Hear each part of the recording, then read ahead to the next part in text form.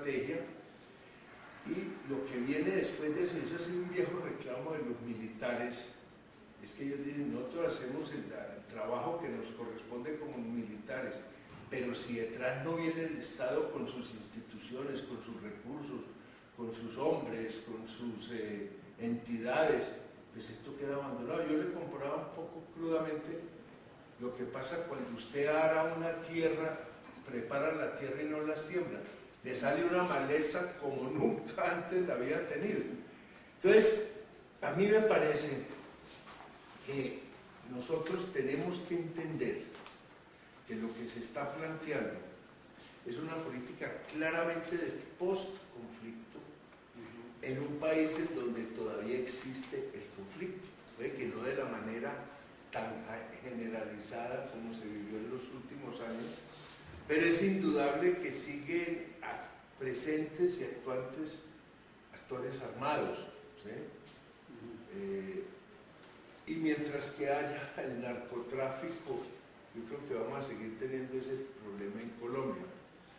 Entonces, eso hace que cualquier decisión en este sentido tenga que tener muy presente la dimensión de seguridad. Yo acá he acuñado una expresión, y es que esta política se tiene que estructurar sobre un triángulo. El triángulo es la figura más sólida de la geometría, donde en un vértice está la tierra. Sin tierra no hay nada en el mundo rural en principio, ¿sí? Pero solo con tierra hay muy poco, y eso ya creo que el país ha tenido la experiencia. El primer vértice es la tierra. El segundo vértice, toda la actividad productiva y de desarrollo que se puede y se debe adelantar a partir de esa tierra o de esas tierras, porque volvemos al tema que no es un desarrollo de la parcela sola, ¿cierto? Y en tercer lugar, el tercer vértice, la seguridad.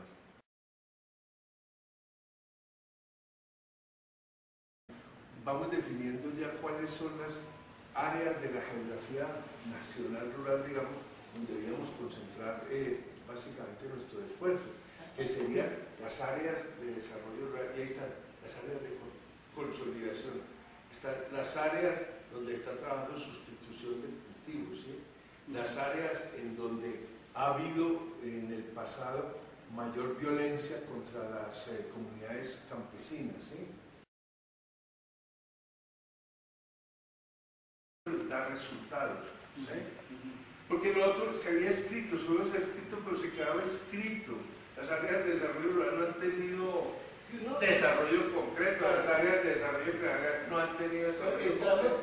Las zonas de reserva campesina tuvieron un desarrollo incipiente y rápidamente ahogado, porque vivimos años donde lo campesino era asociado a lo subversivo. Exacto. Sí, eso sí, hay que decirlo, y si hay algún compromiso de este gobierno en el sentido es romper completamente esa falsa identificación. Y ahorita me gustaría que volvamos al tema del territorio, sí. Bueno, el tema de abajo, que es más territorial que el de arriba, que es de tierra.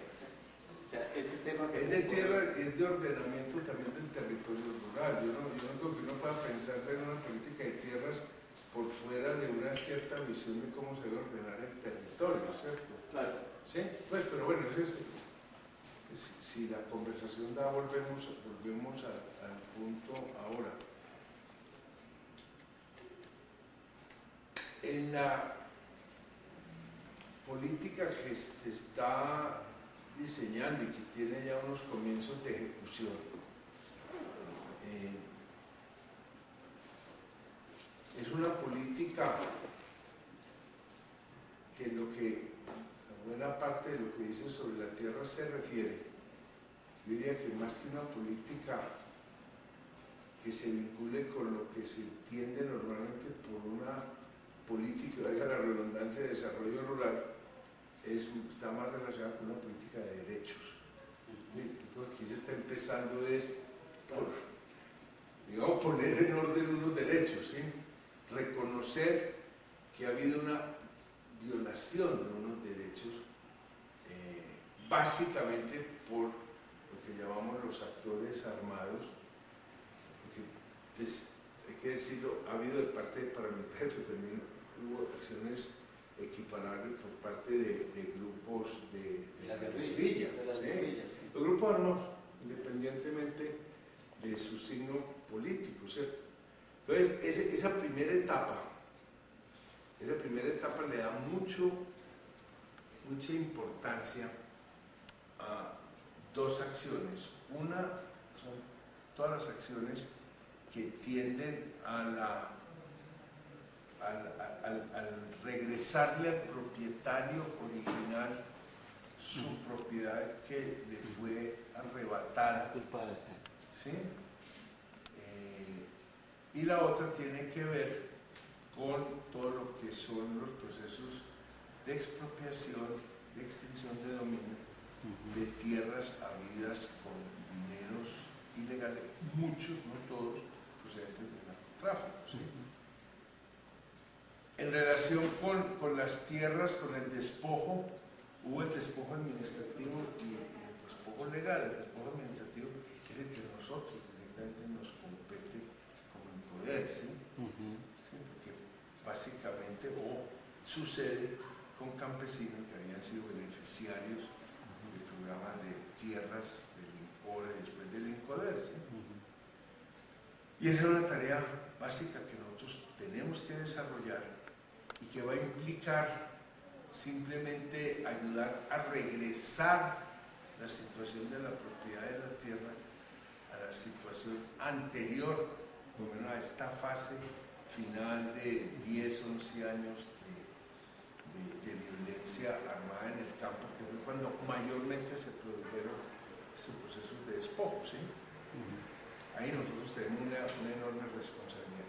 Y en segundo lugar, y allá es donde apunta la parte de restitución de tierras en la ley de víctimas, es en aquellos casos en donde ya el despojo, digamos, el cambio de propiedades se da entre particulares. Ahí no intervenimos nosotros como un poder, ahí van a intervenir unos magistrados que conformarán unas salas agrarias de los tribunales administrativos, y allí nosotros lo que vamos a hacer es coadyuvantes al proceso, básicamente ayudando a alimentar un sistema de información que se manejará desde el Ministerio de Agricultura y que en buena medida le va a dar la base fáctica a las investigaciones y a las decisiones de esos magistrados, ¿sí? Inclusive hay críticos de lo que ha venido planteando el gobierno que dicen, oiga, pero ustedes se quedaron con este tema de restitución de tierras y de extinción de dominio de tierras de capital ilegal, que es donde verdaderamente hay un componente de reforma agraria, porque ahí se está escapeando la propiedad de la tierra, y no te le estás devolviendo la propiedad a su original, ¿cierto? Y esa ha sido, yo creo que hasta el momento, las principales preocupaciones del presidente Santos y el ministro, Juan Camilo Restrepo. Nosotros acá hemos estado abogando porque sí, pero tiene que haber desarrollo rural, ¿sí? Pero tiene que ir acompañado de todos estos procesos que permitan que esa tierra que se entregue, esa tierra que se restituya, pueda realmente sustentar un desarrollo de esas familias rurales, de las comunidades rurales. Lo quiero poner a reflexionar sobre los dos puntos porque creo que ahí están los dos grandes obstáculos al proceso. Uno muy grueso, ¿sí? Que es la confrontación que puede haber militar o delincuencial, por llamarlo de alguna manera, en los territorios, ¿sí? Por la tierra. Y el otro, la capacidad que tiene el gobierno o las grandes reformas que ustedes van a tener que hacer para poder conducir desde un instituto como este una política clave en el gobierno colombiano, clave por la locomotora rural, que uno de los carbones es la tierra, ¿cierto? Eso quería ponerlo a pensar.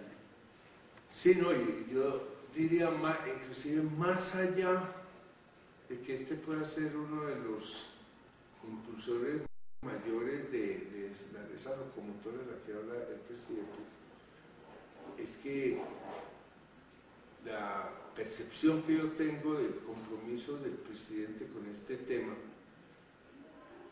es que él, que es un hombre que conoce bien el mundo de hoy, las exigencias que el mundo de hoy le hace a los países para poderlos, digamos, aceptar en el concierto de las naciones, usamos todas esas palabras grandilocuentes. Él no tiene muy claro que Colombia, mientras que no organice, yo le llamaba este enredo rural histórico, pues vamos a seguir arrastrando cadenas, vamos a seguir siendo señalados con razón como país violador de derechos humanos, como país que destroza medio ambiente, como país que no ha sido capaz de resolver los problemas agrarios que cualquier sociedad organizada ya ha logrado hacer, como un país que tiene muchas de las expresiones de su política alimentándose de ese trazo rural. Porque es que si esto logramos hacer este cambio, esto va a tener un impacto en la calidad y la forma de hacer la política en el país muy grande.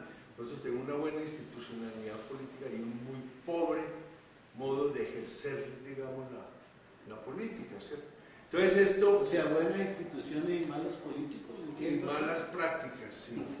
Sí, yo creo que, es decir, realmente en la política lo que más juega son las personas y sus propuestas y su capacidad de compromiso. ¿Por qué lo están jugando? Usted puede tener un congreso formalmente muy organizado y por dentro es la porquería, ¿cierto?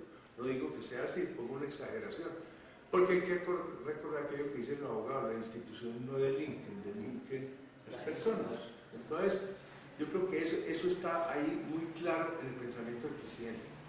Obviamente, un tema de tierras, si no se maneja responsablemente, puede ser un detonador de nueva violencia. Por una razón muy sencilla, porque Colombia, que sigue con conflictos muy premodernos, su conflicto ha girado alrededor de la tierra, y si no se logra cambiar esa situación, o se hace un manejo incorrecto, digamos, del tema, pues obviamente la chispa está allí y la posibilidad de que haya un nuevo incendio es grande.